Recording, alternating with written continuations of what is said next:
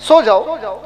तो जब सो जाने का कहा तो बेटा गया सो गया। 12 बजने के करीब जब वक्त आया तो माँ ने कहा बेटा कहाँ हो? बेटा फौरन बोल पड़ा माँ हाजिर हूँ। माँ ने कहा बेटा पानी की जरूरत है। बेटा फिर दोबारा पानी लेके हाजिर हुआ।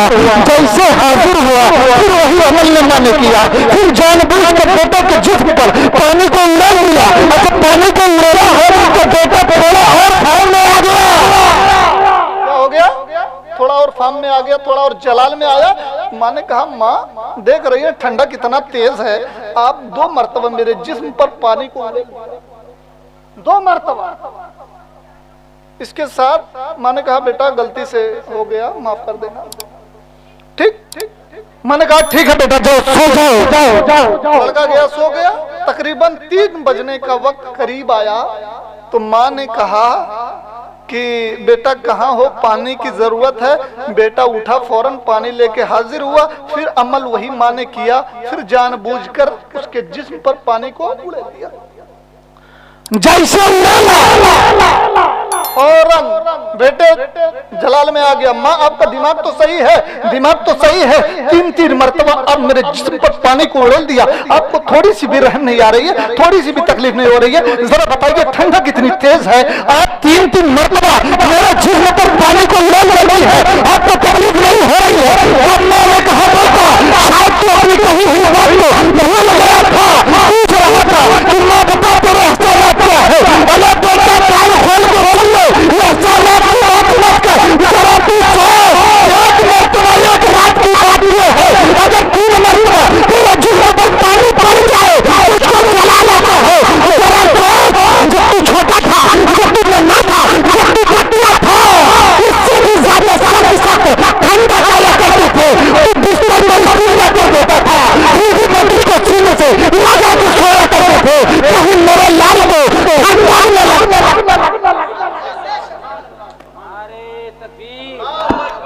नारे रिसालत, जश्न ईद मिलादुन नबी, नारो तकबीर, नारो रिसालत। है ना? कहीं ठंडक ना लगे। तो एहसानात की बात कर रहा था। एक दिन की बात है। एक दिन में अगर 3 मरतबा तेरे जिस्म पर पानी पड़ जाए तो बेटा तुझे इस तरह जला लाता है। सोच, तुझको 2 साल से अपने कलेजे से लगा के सुलाई हो, न जाने कितनी 1000 मरतबा बिस्तर पर इस्तिंजा कर देता था, उसके बावजूद भी सीने से लगा के सुलाती थी कहीं मेरे लाल को ठंडक न लग जाए। है ना? आज के बाद ये फैसला कर लो कि माँ से जब मुकाबला होगा तो हम मुकाबला नहीं करेंगे, माँ के सामने झुक जाएंगे। ये अमल सीख लो, इंशाअल्लाह कामयाब हो जाओ। माँ से कौन सा मुकाबला? अगर ज्यादा शेर बनते हो तो माँ से नहीं बाहर बन के आओ। ज्यादा लड़े के शौक चल रहा हो तो जाओ कहीं बाहर कुश्ती उश्ती में कहो। माँ बाप से जीत कर अपने आप को शेर समझते हो? मर्द वो नहीं है जो माँ से मुकाबला कर ले। मर्द तो वो है जो अपने गैर लोगों से जाके लड़ कर आए, जीत कर आए, तब उसको मर्द कहते। माँ से जीतना ये मर्दानगी है। अल्लाह ताला हम सबको समझने की तौफीक और रफीक अता फरमाए। गलत तो नहीं कह रहा हूं? अगर बुरा लग रहा हो तो बताइएगा, और ज्यादा बुरा लगवा दूं। हाँ, ये ऐसी तकरीर नहीं करूंगा कि आप हजरत हम नाराज हो जाएंगे। और ठीक है, दोबारा मत बुलाइएगा, चलेगा, लेकिन वही तकरीर करूंगा जो सही है। क्या आपको खुश करने के चक्कर में अपने रब को नाराज कर दूं, ये शरफुद्दीन कभी नहीं कर सकता, कभी नहीं कर सकता। अल्लाह ताला हम सबको नेक रास्ते पे चलने की तौफीक और रफीक अता फरमाए। एक मरतबा बोल दें आमीन। मेरे चचा हजरत वहाँ मुंबई साकिनाका में रिज़्क़े हलाल पर बोल रहे थे कि अल्लाह सबको हलाल खाने की तौफीक और रफीक अता फरमाए, तो सिर्फ 5% आमीन बोले थे और सारे भंगार वाले बैठे थे। डर गए कहीं ऐसा ना हो कि आमीन बोल दें कल से धंधा में तासीर हो गई। 5% बोले थे आमीन, अल्लाह ताला हम सबको हक बोलने की तौफीक और रफीक अता फरमाए। बोलो भाई आमीन। अल्लाह ताला रिज़्क़ हलाल खाने की तौफीक और रफीक अता फरमाए। अल्लाह ताला माँ बाप की खिदमत करने की तौफीक और रफीक अता फरमाए। माशाअल्लाह, है ना? एक मर्तबा दरूद पाक पढ़ना, अल्लाहुम्मा सल्ली अला सय्यदना शफीना हबीबना मौलाना मोहम्मदिन बारिक वसल्लिम सलातुम व सलामुन अलैका या रसूलल्लाह सल्लल्लाहु तआला अलैहि वसल्लम। सुनना चाहते हैं? हाँ? सुनना चाहते हैं? अरे दादा इतनी लंबी तकरीर याद करके नहीं आया। हाँ, जितना कुछ याद है वही तो सुना सकता हूँ, उसके बाद कहाँ बोल सकता हूँ।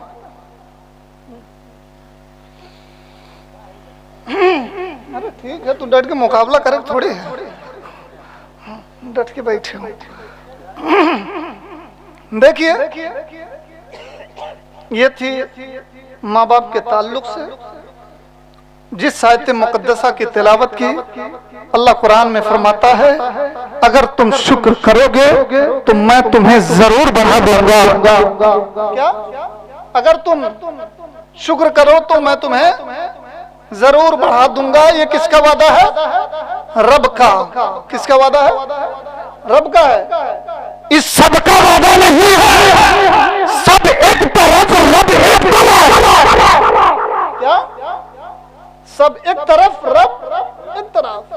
ये सबका वादा नहीं है, बल्कि ये रब का वादा है। पता उसने बता दिया, रास्ता उसने दिखा दिया। अगर तुम मामले पर चाहते हो शुक्र करो। क्या? शुक्र करो। और शुक्र है क्या चीज? कोई नेमत आपको मिली है तो उस पर चाहिए कि आपको शुक्र अदा करे कि अल्लाह तेरा लाख लाख शुक्र है, तूने अता कर दिया, है ना? कोई चीज मिलती है तो आप शुक्र अदा करते हैं कि नहीं? जैसे जो बेचारे बे औलाद हैं, अल्लाह अगर उनको बेटे से नमाज दे तो शुक्र अदा करते नहीं है? अल्लाह तेरा लाख लाख शुक्र है, कम से कम बेटा तो हो गया, है ना? शुक्र अदा करना भी चाहिए। ये तरीका अपनाओ, इंशाअल्लाह कामयाब हो जाओ। कुरान में कोई ऐसी चीज नहीं है जिसका जवाब ना हो। मुसलमान को कहा गया था तालीम फर्ज है, लेकिन आपने रास्ता छोड़कर बहुत बड़ी गलती की है। अल्लाह ताला हम सबको कुरान पर अमल करने की तौफीक और रफीक अता फरमाए। हाँ, मैं कह रहा हूँ अगर आज भी अपना मामूल बना लो और अमल में ये लो कि कुरान को पढ़ो, कुरान की तफसीर को समझो, कुरान के तर्जुमे को देखो, तो मैं कह रहा हूँ आज भी आप इनकलाब पैदा कर सकते हो, आज भी सही रास्ते पे आ सकते हो, आज भी आपके अंदर से इनकलाब पैदा होता है। अगर इतनी ही थोड़ी सी गलती हुई है कि आपने कुरान को छोड़ के सबको तलाश कर लिया, अब मैं कह रहा हूँ सबको छोड़ के कुरान को तलाश करो, सारे रास्ते हल हो गए, है ना? सारे रास्ते मिल जाएंगे इंशाअल्लाह। बस इतना करना है। आप कुरान पढ़ो, कुरान को समझो, नहीं समझ में आ रहा तो अपने उलमा से पूछो। अल्लामा जफरुद्दीन साहब बैठे हैं, कोई मसला हो, कोई मसाइल हो, कोई दिक्कत, कोई परेशानी नमाज के ताल्लुक से नहीं मालूम है, हजरत से पूछो। अच्छा बताओ, इतने लोग बैठे हैं, मैं एक सवाल कर सकता हूँ? वैसे हक नहीं है मेरा यहाँ पे सवाल करना, क्योंकि लाइव प्रोग्राम चल रहा है तो नहीं करता, लेकिन पूछो, कर सकता हूँ। अगर कहो तो एक सवाल करूं। सारा मजमा खामोश हो गया, कहीं हजरत मुझसे ना पूछ लें। हाँ, सबके दिल में यही खौफ है ना बाबू? हाँ, कहीं मेरी तरफ हाथ न कर दे, गड़बड़ हो जाए। हाँ? अगर उनके बता सका तो तुम्हें बता सका। मैं किसी से नहीं पूछूंगा, बल्कि अलबत्ता ये कहूंगा, सारे मजमा से मुखातब हूं, ये बताइए गुस्ल में कितनी चीजें फर्ज है? कोई भी बता दे। 10 रुपया इनाम, 10 रुपया इनाम है। ये 10 रुपये इनाम को हल्का मत लीजिएगा, ये आपकी काबिलियत को जांचा जा रहा है। आपकी सलाहियत को परखा जा रहा है। आप अपने आप को मुसलमान कहते हो, शर्म नहीं आती? अपने आप को मोमिन कहते हो, शर्म नहीं आती?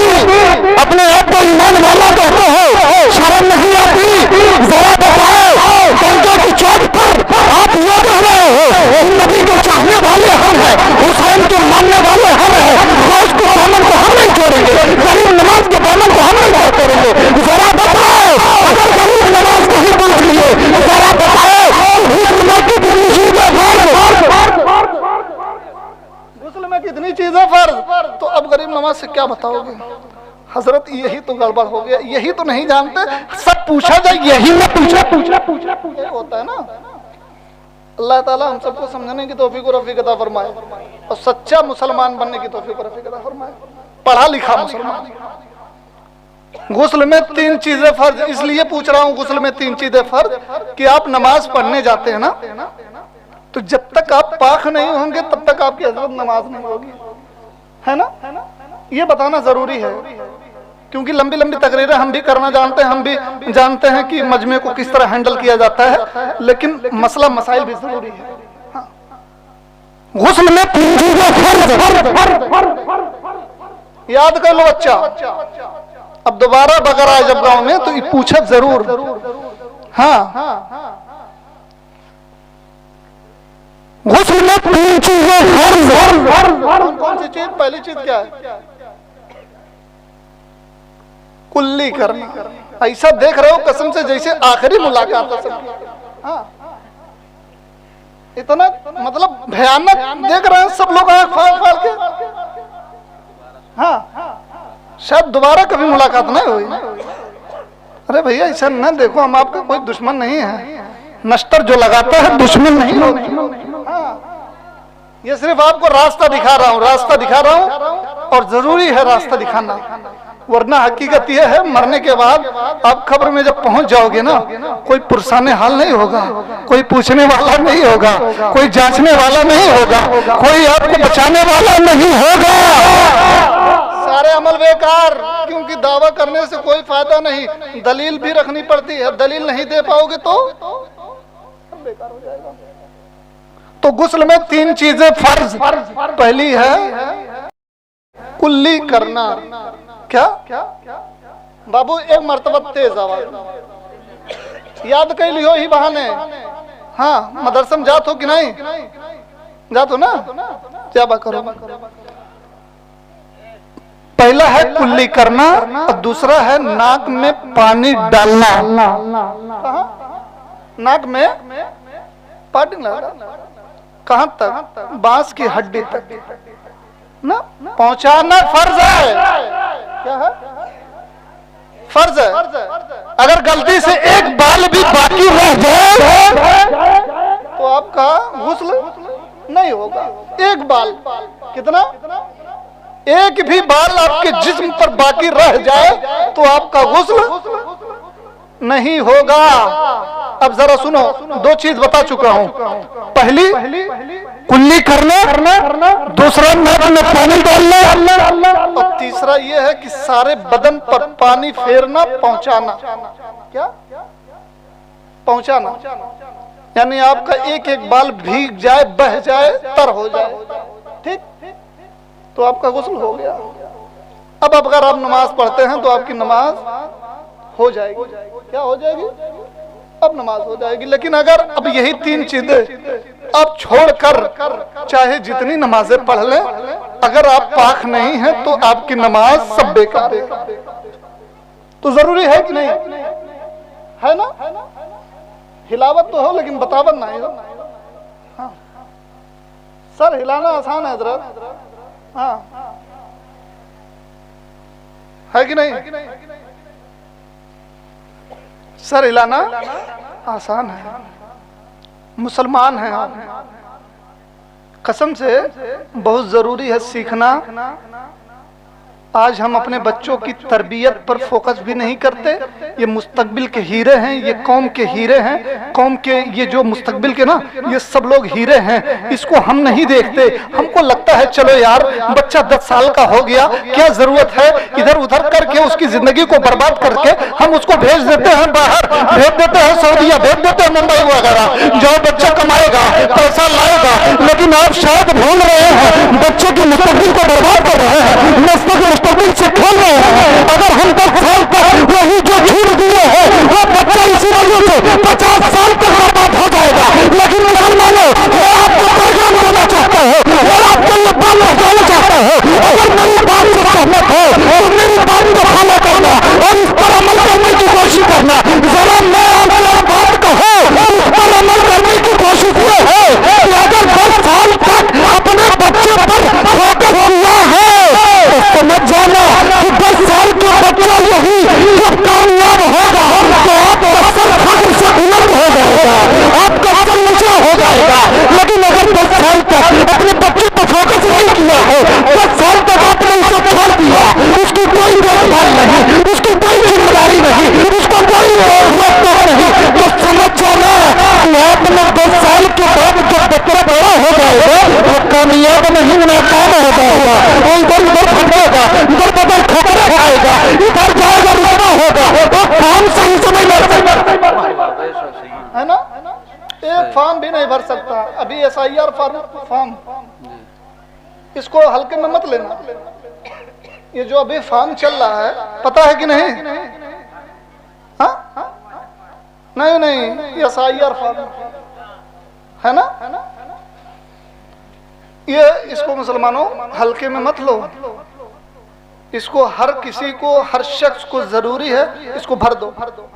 क्या BLO से मिलो, वो बताएगा किस तरह भरना है। और जो पढ़े लिखे लोग हैं वो जानते हैं, ऑनलाइन भी भर सकते हैं। मेरी माँ बहनें भी सुन लें, इसको अगर हल्के में ले रही हो, आप समझ रही हो कि नहीं, हमें क्या जरूरत है सुनने की, ये मौलाना लोग का काम है। लेकिन मैं कसम खा सकता हूं अगर आज आपने इस पर फोकस नहीं किया तो समझ जाना जिस तरह आज हम परेशान हैं ना, इसी तरह आने वाली नस्लें परेशान होंगी। हजरत सही है, आने वाली नस्लें परेशान हो जाएंगी, दिक्कतें आएंगी, परेशानियां आएंगे। इसीलिए इसको जिम्मेदारी के साथ इस फॉर्म को भरे और जहां तक हो सके उसमें कोई गड़बड़ हो, कोई दिक्कत हो, कोई परेशानी हो, नाम में कोई चेंजिंग हो, उसको सही करा दे और अपने बच्चे, बाल बच्चे जितने भी आपके हैं सबका नाम भर दे, वरना नागरिकता छीनने का डर है। हाँ, नागरिकता चली जाएगी तो फिर दिक्कत आ जाएगी, आपको भेज दिया जाएगा। इसको लोग हल्के में, अरे हजरत ये तो सिर्फ एक कहावत है, कहावत के चक्कर में अपना घर मत उजाड़ो, हाँ बर्बाद मत करो।